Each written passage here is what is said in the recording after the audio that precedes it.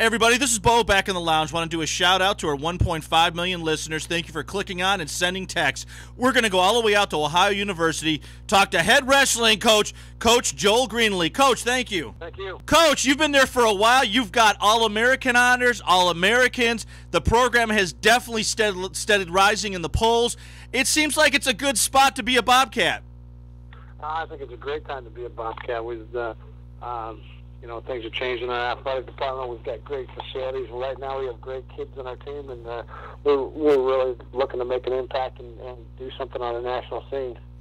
Coach, the nice thing that I think is going on right now is wrestling is they're adding programs to the D2s, the NIAs, and even the 1AAs are starting to look at it. I know it's not affecting the D1s right now, but with all the energy and all the focus on the wrestling programs, period, and the success of the wrestlers in the pro circuits like the MMA, I don't think there's a better time to be part of a wrestling program. I think it's really being designed to be shot through the clouds. I agree. It's exciting to see a lot of D2 schools and a lot of schools going from NAIA to D2 and things like that. And hopefully we can start adding them a little bit on the D1 level. I know in the years past, 4 or 5 years ago, we've added some, but hopefully we can keep doing that. Well, I think with programs like yours, Rob Cole, Brandon, Minkle, Borelli, there's just so many great stories out there and people doing awesome work that the stories can't be kept down by the media. They've got to catch on and embrace how much work you coaches put into these programs as well as your athletes. Now, speaking on athletes, you've got a nice mix in your program right now, but who are those gentlemen in the offseason that are really trying to make sure this squad is prepared for actual mat day? Well, 3 guys really stick out in my mind. There's a guy named Nick Perdue that had a great offseason. He'll wrestle 174, 184 for us. He's done an unbelievable job as far as lifting weights and wrestling and really working on becoming a better wrestler. Eric Shute it was a 184-pounder for us last year. Beat 3 or 4 ranked opponents, and he is in the same boat. Has had a great summer. Looking forward to big things out of him. And then we've got Jermaine Lindsay, who's kind of slow and steady, national qualifier for us. And he's a workaholic. Had a great summer. We're looking for big things out of him as well. You know, Coach, hearing about the stuff going on, it always makes you want to have the season start right away before any injuries or anything takes place. But with that said, you've got every wrestling program in this country has got some major opens that they go to. And a lot of people who don't follow wrestling do not realize how big these are, or even some of the tournaments that you get invited to, the open invites you get to. For a lot of people who are not familiar with wrestling, because a lot of our listeners are those faithful that have either heard about wrestling, saw the success in the MMA, or have a son or daughter that have picked up wrestling or interested in it. These tournaments are so big and these opens are so large. Sort of break it down for the average person exactly what they're looking at.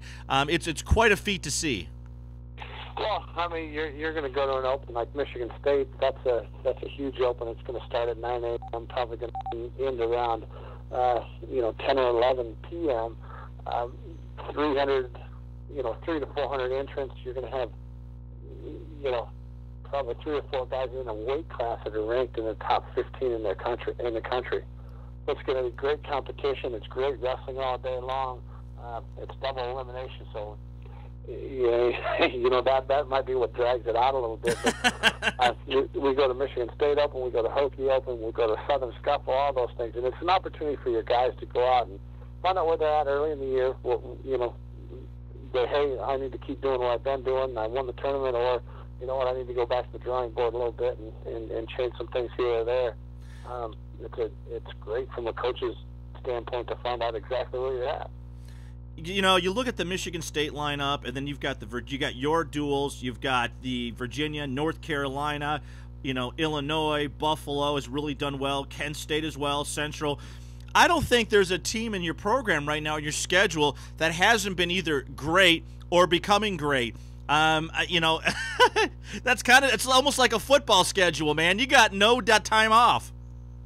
Well, that's kind of our goal. I mean, if you want to be the best, you got to wrestle the best. So we try to give our guys an opportunity to wrestle ranked opponents every weekend.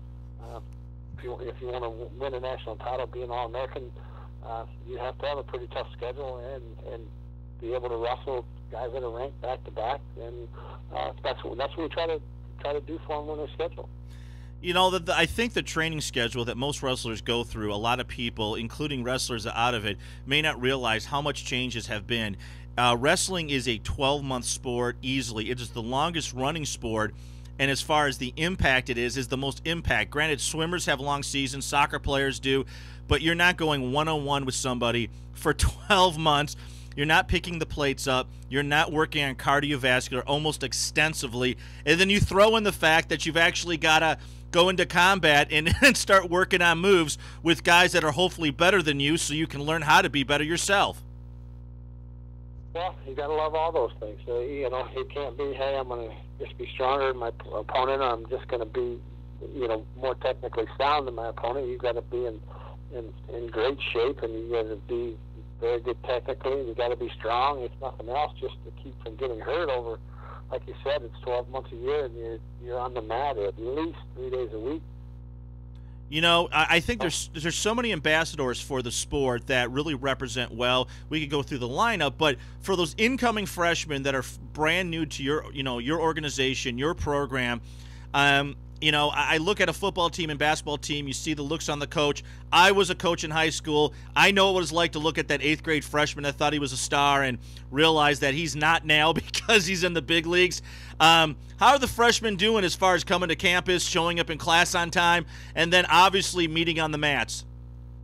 Well, today's the first day for us. We're on a quarter system, so we're a little bit farther behind than everybody else, but our class will start today. Everybody showed up. Hopefully everybody went to their first day of classes. We have physicals tonight and a team meeting tomorrow, and we'll get started on Wednesday. You know, I know from talking to guys on the phone and them guys stopping in my office and things like that, they're real excited to get going and get underway.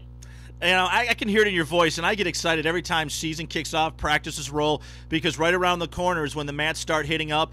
And one question before we let you go.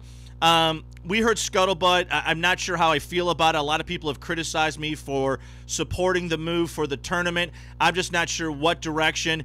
You know, the March Madness for basketball pretty much dominates everything, even though the wrestling finals of the NCAA are extremely successful. I think a move would be great for the sport for us to you know, keep the eyes on basketball, and then those eyes that are still passionate about sport, they have an opportunity to look at wrestling. Because I'm telling you, I picked up wrestling 4 years ago with my kids, got to follow the NCAA, got to see a little bit of it here when it was up at the Auburn Hills. It is one of the best watches you're ever going to see by far. And what's your feelings on that since the Fort Lauderdale meeting? Yeah, you know what? I think I'm kind of excited about it. I think, you know,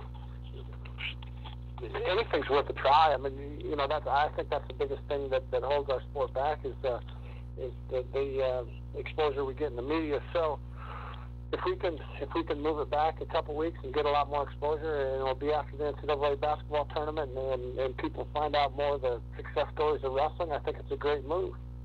Coach, and what is, like, in your mind as far as thinking about wrestling? We've got our thoughts, but we'd rather take it from the coaches because you're the ones every day working with the students, every day heading out to the tournaments or the opens, every day dealing with us. What are some changes you feel that wrestling needs to make or should look at in addition to possibly changing the NCAA? Well, I think you look at just the excitingness of the match. I mean, I think we need to get more stalling involved. I think back when I was wrestling in the early 80s, it was 2 or 3 steps, or late 80s, excuse me, it was 2 or 3 steps backwards and they got called for stalling. I think you look at the NCAA tournament this year and you didn't see really anybody get called for stalling. Now, do I want to win a match on a stalling point? No, I don't, but I also think once you get called for stalling, you know that you have to wrestle. And that's, you know, and that makes a difference. Most guys need to be offensive. Absolutely. Coach, thank you for so much for showing up and being so tough. We told you we'd keep you under 10 minutes. It looks like it is. We're also going to ask if we can give you a call in another month and check on those freshmen. Would that be okay? That'd be great. Joel Greenlee from Ohio University Bobcats. He's been there for a while. He's got an awesome program, academic All-Americans and All-Americans, and he's fixing to make it big this season in all the NCAA. Thanks a lot, Coach. All right, thank you. You're welcome. We are off the air. 1 second.